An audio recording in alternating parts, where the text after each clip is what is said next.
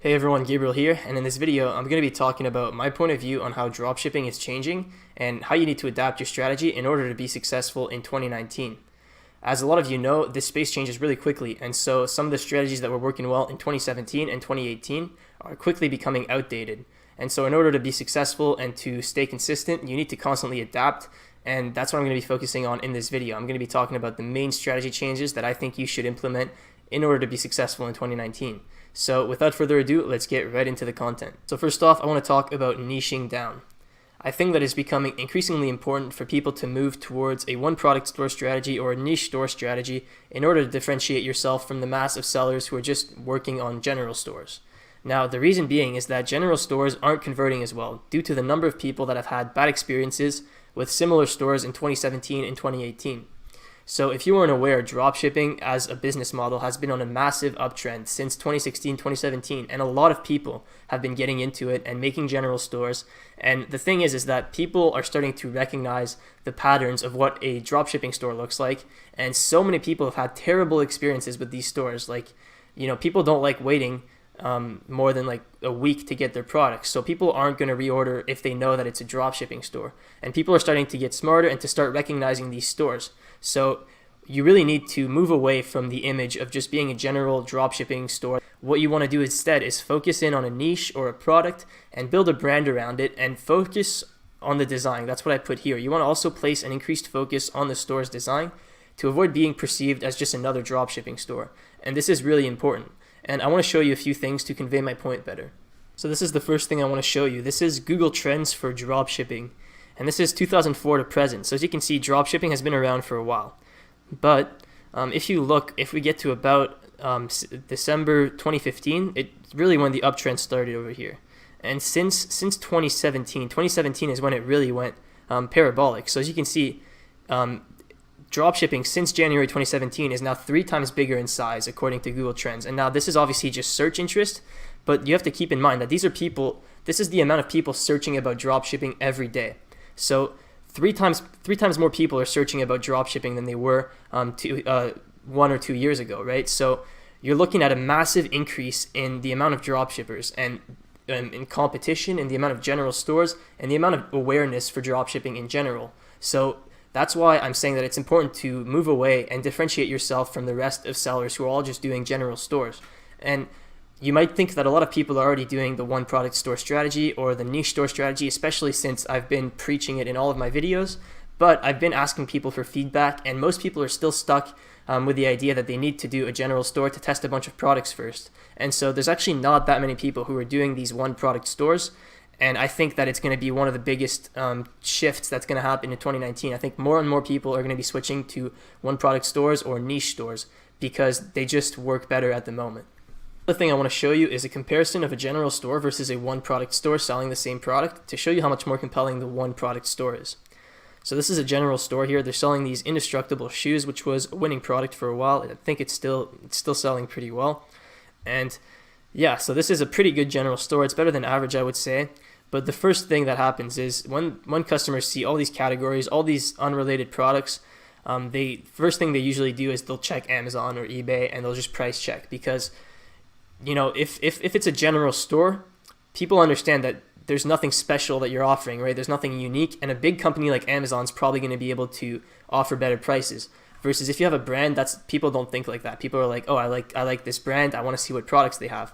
But if you have just a general store with all these unrelated products, categories, and everything, people are likely going to check eBay or Amazon to price check. So that's the first error that happens with general stores. Now, the second thing is that all general stores kind of have like same patterns, and like I explained before, people that have had bad experiences with general stores in the past are not going to order again because they're going to recognize these patterns. So some of these patterns, for example, this 43 sold in the last hour. It's super common on general stores. All this stuff right here, that's not that bad. This is pretty nice. Quantity breaks, I like quantity breaks, but even quantity breaks are starting to be kind of a pattern that people are recognizing, right? Like you don't see quantity breaks on real e-commerce brand stores. Only on dropshipping stores you see quantity breaks. Now, obviously sometimes big brands will do deals, right? Like buy 2, get 1 free. But this exact layout of just like buy 2, 8% off, buy 3, 12% off, that's kind of something that people are getting used to seeing on these dropshipping stores. Now, another thing is the countdown, the trust badges. You'll never see trust badges on like a proper brand. They don't need trust badges. And so that's another giveaway for people. And trust badges again here. This guarantee here. It's a good guarantee, but literally every store has this guarantee now. Like this is copied from Blue Crate and every store has it. So people are going to start recognizing that. And so you guys get my point. I mean, like people are just able to recognize the patterns and they pick up that it's another store shipping from China and they're going to be less inclined to purchase the product. Now in comparison, this is a one product store selling the same product and you can see how much more compelling it is. So this brand is called Indestructible and it's indestructibleshoes.com. And all they carry is a bunch of variants of this indestructible shoe. And this one is actually the exact same one. You can compare the two pictures. It's the exact same shoe. So these guys are probably drop shipping. And it says right here, due to high demand, the delivery time will be 3 to 5 weeks. So they're probably shipping from China, right? But since they have this custom website, they have this nice brand, they can get away with it. So look how clean this website looks. Like they have a clear color scheme. They have black and red. They have all the proper sizing laid out. They have these newspaper mentions. They have custom infographic images showing what the product is, shock absorption, lifestyle photos, and it just looks really clean. And they've got this brand Indestructible, so you clearly know this store makes indestructible shoes. So you kind of think that you would think that this is the brand that invented these shoes, right? Even though that's probably not the case. They're probably just drop shipping. So, they're selling all these different stores, all these different indestructible shoes, and I'm sure you could find all of these on AliExpress or on Alibaba and just drop ship them right from China.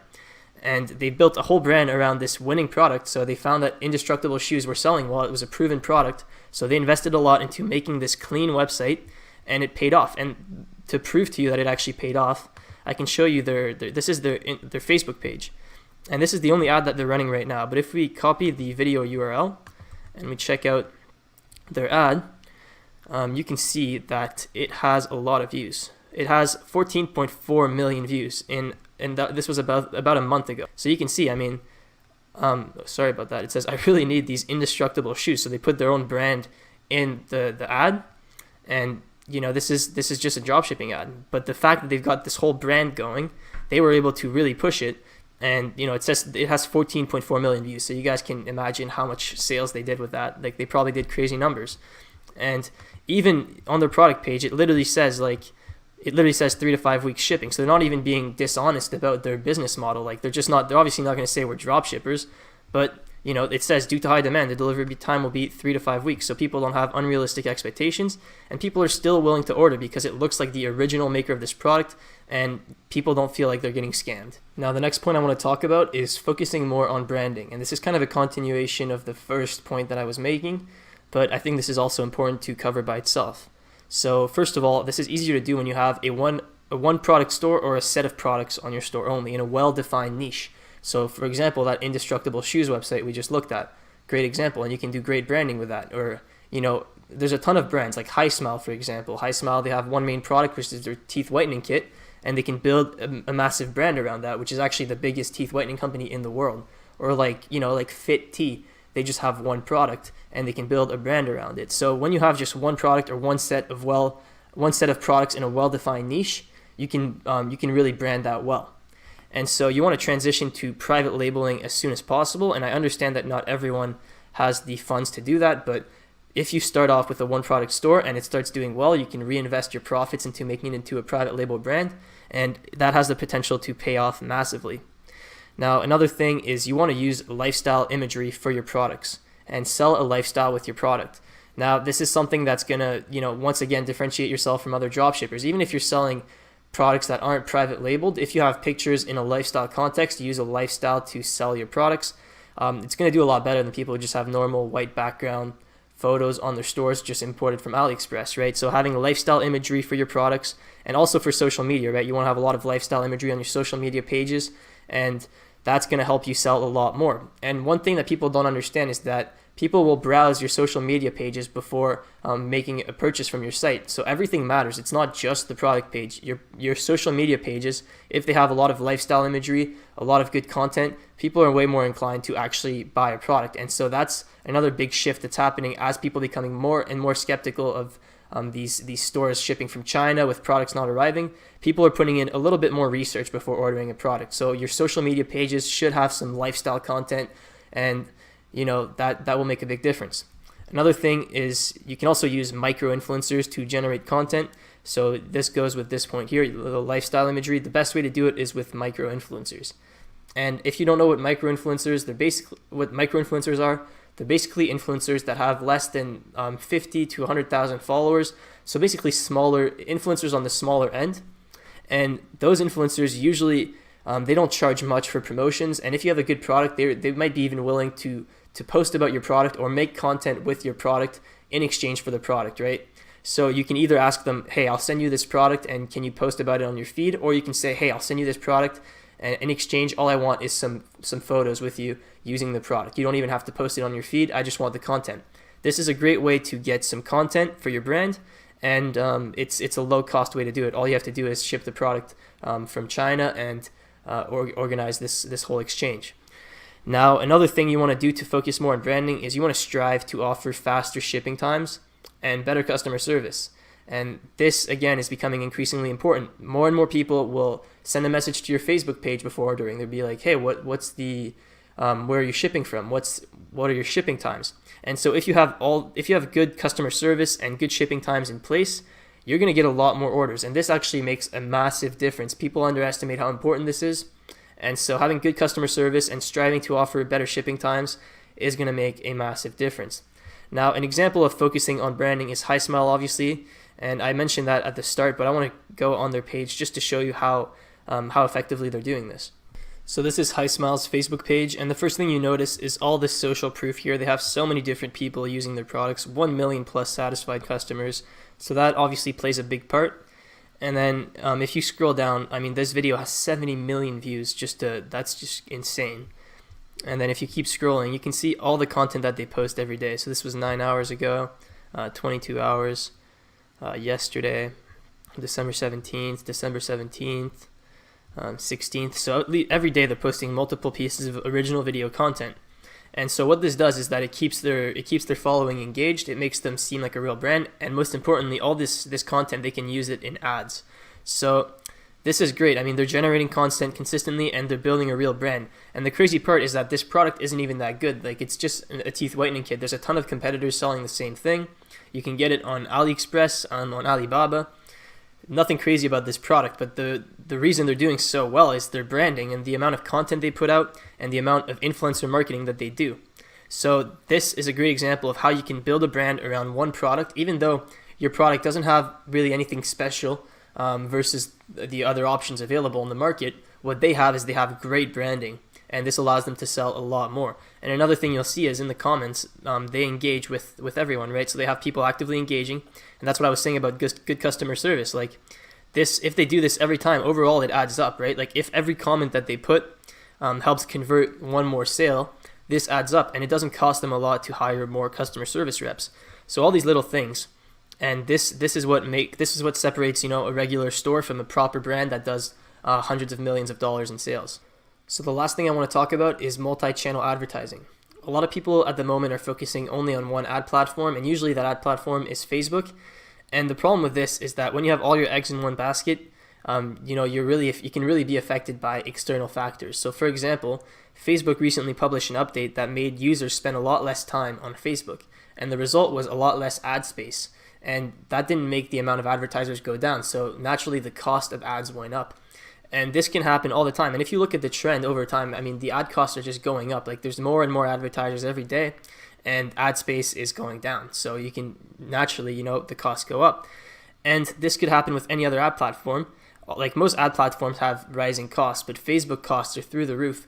And the thing is that you don't want to stop using Facebook. Facebook is still an amazing platform, and it's still underpriced if you use it correctly. But you can get a lot better margins if you implement multi-channel advertising. And what I mean by that is that you can, for example, I have two examples here. So the first one would be you could reach someone initially on Facebook, and then you could retarget them with a YouTube pre-roll ad.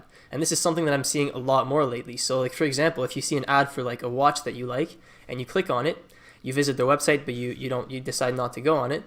Instead of just spending a ton of money trying to retarget you on Facebook where, it's going to be a narrow retargeting audience and there's a lot of people bidding towards you, you could just instead test YouTube and pre-roll ads. So next time I go on YouTube to watch a video, I'm going to have a video of that same watch, and maybe I'll decide to buy it. So that's one thing you could do. Another thing is you could reach someone through Instagram influencers. So you could do big influencer marketing campaigns and not spend any money on cold traffic whatsoever on Facebook, but then have a funnel for your Instagram engagement on Facebook ads where you're retargeting people who have visited your page, engaged with your posts, and you can have a different funnel based on how long ago they were on your page and everything. So you can build these multi-channel funnels and not rely only on one platform to get your traffic.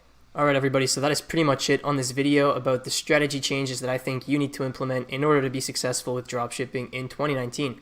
I hope you enjoyed it. If you haven't yet, make sure to subscribe and leave a comment below telling me what you want to see next. I would really appreciate that. And also make sure to join the Facebook group. That's the second link in the description. We're at like 6,000 members now, and it's growing really fast, so make sure to join that super helpful group. And on that note, I'll see you guys next time.